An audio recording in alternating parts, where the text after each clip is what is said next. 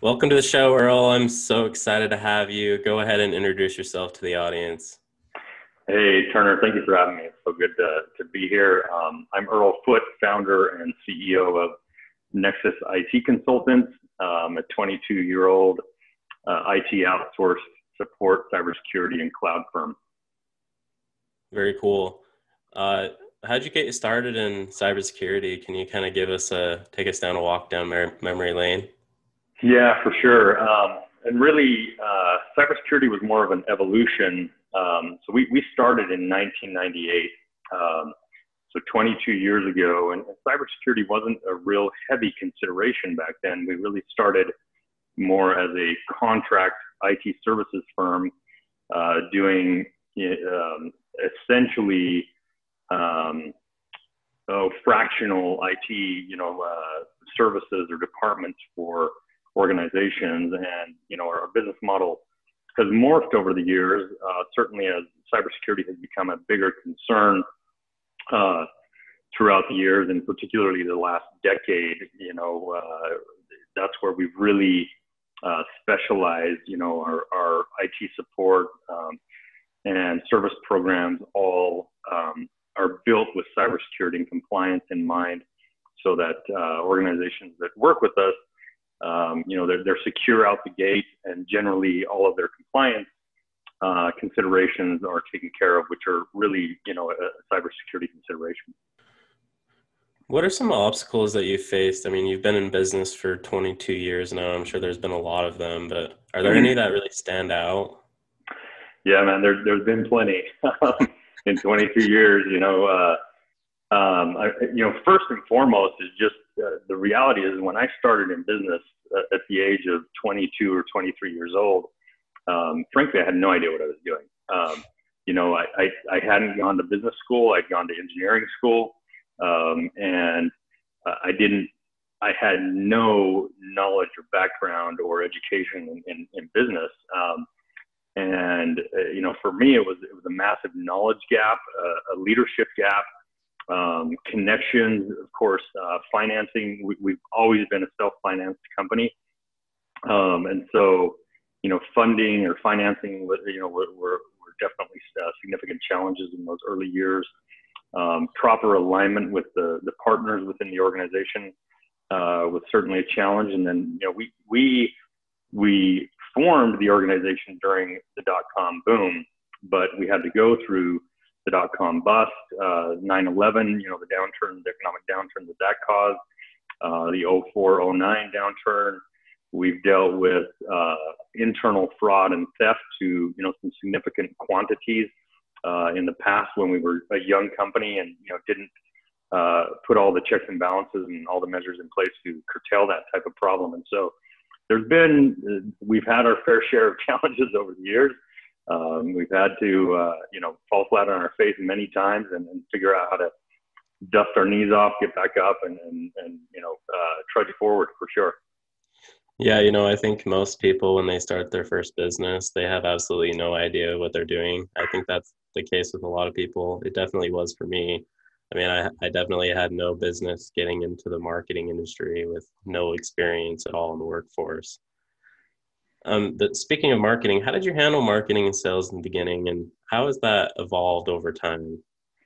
Yeah, and that's had a massive evolution for us, and that's one of the things I didn't understand. I didn't know, frankly.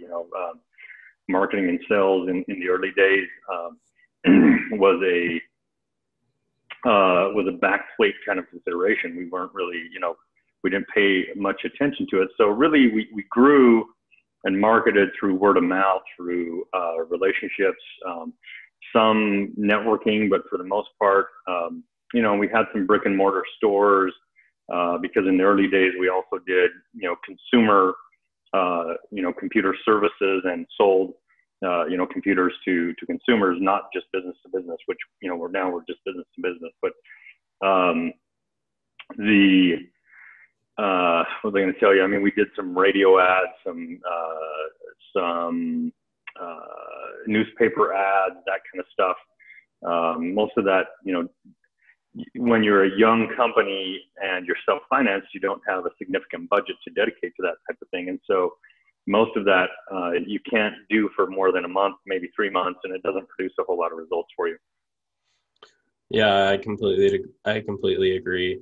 So, how do how do cyber security companies differentiate themselves? Like, what makes you guys different from everyone else? Yeah. So Utah, I think, like in most industries, is a very saturated market. In our market, it most definitely is, and nationwide, there are a significant number of IT service providers. There's a couple of very different things about us. We are very much a boutique type of company. We are a premium service, and first of all, with us having cybersecurity compliance built in to all of our programs and packages, that's a unique thing in and of itself. It's not very common. Our approach to customer service, we call it white glove, hyper responsive customer care.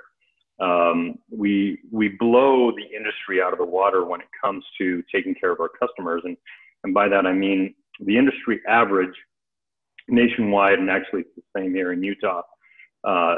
The average ticket response time is about 4 hours. So when a client opens a ticket, whether that's phone or email or on your chat or a portal or something like that, the average response time is about 4 hours. We are under 1 minute, and the average ticket resolution time is about 4 days, and we are under a half hour. So just being hyper responsive and giving our clients that white glove kind of care approach is a big differentiator for us. And then just being very ingrained partners with them. We aren't just a standard subpar outsourced help desk. We're very ingrained in our relationships. We are an extension of our client's team, and in most cases, we take over the role of a virtual CIO or virtual IT manager, and we're helping them think and plan strategically and understanding how to leverage technology correctly so that they can use it to add to their bottom line and to grow their business rather than it just being a cost center to their business. And certainly we also augment services for organizations who already have a CIO or an IT manager. So we don't take on that role, but we work with them to achieve their objectives and make sure that we're all on the same page. Well, I think that's incredible that you've been able to get those response times down to under a minute. I think that's crazy. I mean, but at the same time, like, that's how you position yourself as a premium service, right? That's how you create that relationship and keep that partnership intact. So I commend you for that. I think that's awesome. Thank you. Thank you. So going back to the beginning, was it just you? Did you have any partners? So my brother and I were partners from 1998 until 2012. We were partners in the business.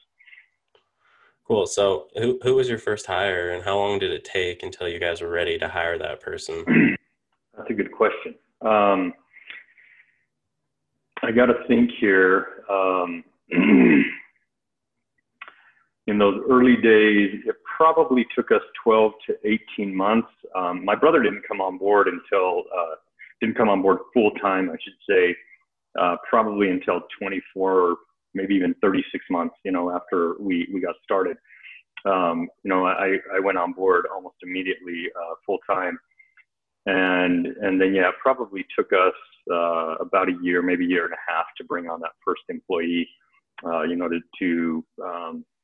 to ramp the revenue sufficiently so that I had, my salary to take home, and then we could also pay for another salary on top of all the other overhead. So fast forward to now, how many employees are you at now? Total, with interns and part-time and that kind of stuff, we're about 30. Very cool. How do you keep your employees around? How do you keep them happy? Yeah. First of all, I think, we're an organization who, one of our core values is authenticity. And our culture is extremely important to us. And we don't, and I mention authenticity because a lot of organizations, I think, talking about culture is lip service. And for us, it's not. For us, it is. We live and die by it here, and we've created a culture. First and foremost, the most important entity that we serve is our clientele, but second is our team members.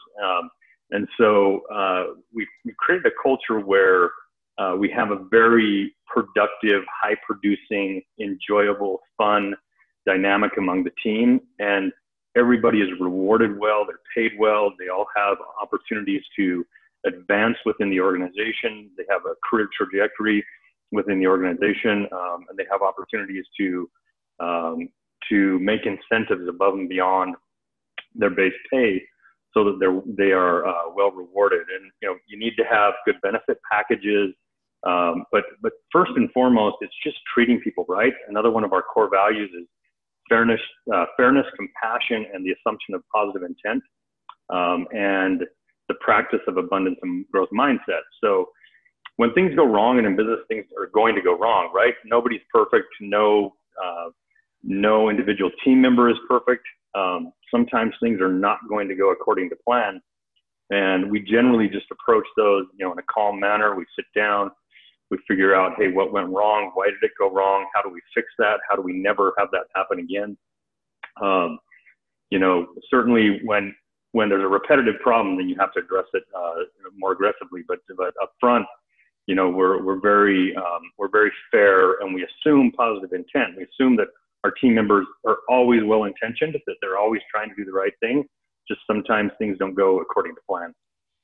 Yeah, I mean, you got to give them the benefit of the doubt, right? I think so many businesses get this wrong, where they just will fire someone over a single mistake. And I think that's so detrimental to the company's culture, right? Totally.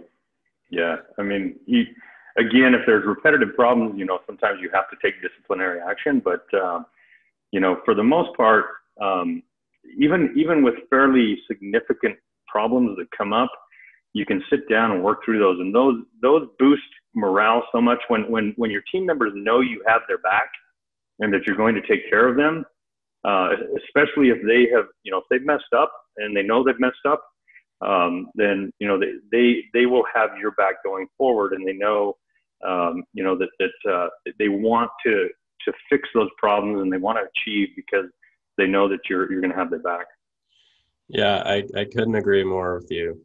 So you're super involved with Silicon Slopes, right? And for anyone listening that doesn't know what this is, Silicon Slopes is a nonprofit organization in Utah that just basically serves as a hub for Utah's tech industry.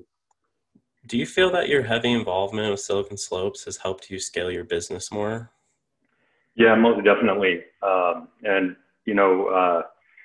we very much believe in building community, and connecting authentically again, having genuine connections. So, our leadership team, our sales teams, we encourage them all to foster genuine relationships, and Silicon Slopes has most definitely helped us do that. Certainly, it's put us more on the radar as well. But being part of a healthy, thriving tech community here in Utah, and having relationships with a lot of the other tech companies out there, with SaaS companies, with their founders, it gives you a network and a community to draw upon when you need ideas, when you need help solving problems, and most definitely, oftentimes it leads to new business. Yeah, I mean, it's like networking is super important, not only because it can get you more business, but like you said, building that community, having people to bounce ideas off of, really just creating a family of other business owners and ultimately more friendships, right? Totally. What Absolutely. can what can aspiring entrepreneurs do to get started in networking like that? Like what's the process? Yeah. I think first of all, you have to do some trial and error. You have to test out different groups to see what fits for the objectives that you have. If you're in a specific industry, you probably want to get involved in industry specific groups. There may be other groups that are really not applicable, and you're not going to really be in touch with other business leaders that either can help you grow and be part of your network, or who are potential targets for your products or services. And so, figure out the right places to be, where you're going to be in contact with the community that you need, that can help you grow your business, either through ideas and problem solving, or through, business development opportunities. But, the thing I would caution is learn how to connect in an authentic way. Don't walk into and I really don't use or love the word networking. Honestly, I don't know, the connotation for me anymore isn't right. I really prefer building community. And, we walk into scenarios with that mindset of, we're going to build community. We're not here just to be flyby and see what we can extrapolate out of the group as quickly as possible. If you have that mentality, you're probably never going to actually receive any benefit from being part of a group. But if you go into a group with an idea of, I'm going to build community, I'm going to help, and I'm going to give first. And that might be giving ideas. It might be, helping other businesses solve challenges. It might be connecting them with somebody that is a potential client for them. If you go in with that sort of, mentality, I believe in karma. Karma comes back around, and when you give first, you're going to get at some point in the end. Yeah, I completely agree. I mean, you have to approach it in a value first approach. You need to give value before you can take value, right? Yeah. But I mean, we're talking about groups of successful business owners. They can smell that stuff from a mile away. If you are there with the wrong intentions, it's not going to last, right? Yeah, if you're superficial, you'll never get a good conversation. Completely agree. What's one piece of advice you could give to anyone listening has an intention, or they want to be an entrepreneur? I would say, first of all, believe in yourself, believe in your dreams, and pursue those, and get help along the way. I took way too long in our ramp up to really begin to engage with mentors or coaches or peer groups, and fumbled for a number of years before I really started to fill my knowledge and skill set gaps when it came to business and leadership. And so that's the first thing I would start to do. There's organizations like SCORE out there, that's part of the SBA.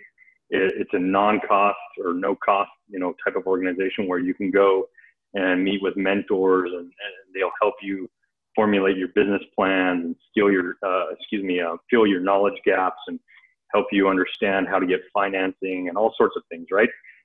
So get involved as soon as you can with community, get involved with peer groups, get involved with coaches, with mentors, and, understand what it's going to take for you to be successful. Yeah, I mean, I think that a lot of entrepreneurs that don't get help, I mean, like you said, you're just going to stall. You're not going to be able to really reach your full potential right away. I think that we really do need help from others to learn even just more about ourselves, but more about our business and things that are going to help us grow. Totally. Agree. What do you think your secrets to scale are? Very good question. For us, that's been an interesting journey. I think when you're in a product-based business, that's often a lot easier. Nailing your product and then scaling it at a rapid pace is significantly easier than when you're in a service industry and your product is human capital.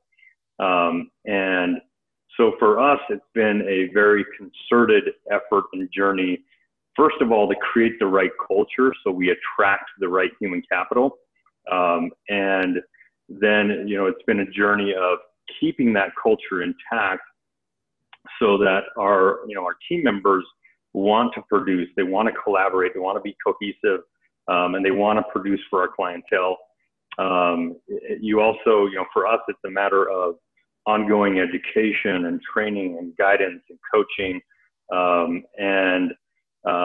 I would say generally, from my experience, and maybe, others have had different experiences, service-based businesses, you have to scale at a slower pace than you can with a product-based business. It's a matter of, and system and process is super important.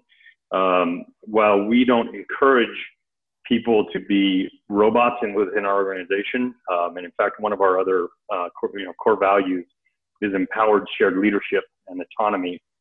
But we provide baseline, guidance, so that our team members understand how to interact correctly with our clientele, how to provide value, how to avoid common pitfalls. And then we let them, take the reins and run with their role. It's been an interesting journey for us to kind of figure out that scaling it component. Yeah, I mean, to me, systems and processes is more of just like a general guideline to prevent catastrophic problems, right? I mean, to me, it's more of a resource to your employees so they don't have to ask you a million questions on how to do their job, right? What do you think about that?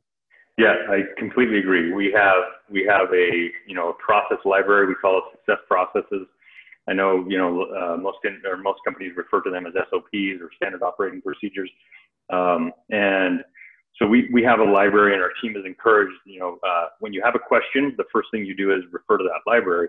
It's a digital library, so they can search it. They can search for a term that they have a question about. Certainly, they can turn to their colleague that's sitting at the desk next to them. But we also encourage them to use that library, and that's a library that we continually add to.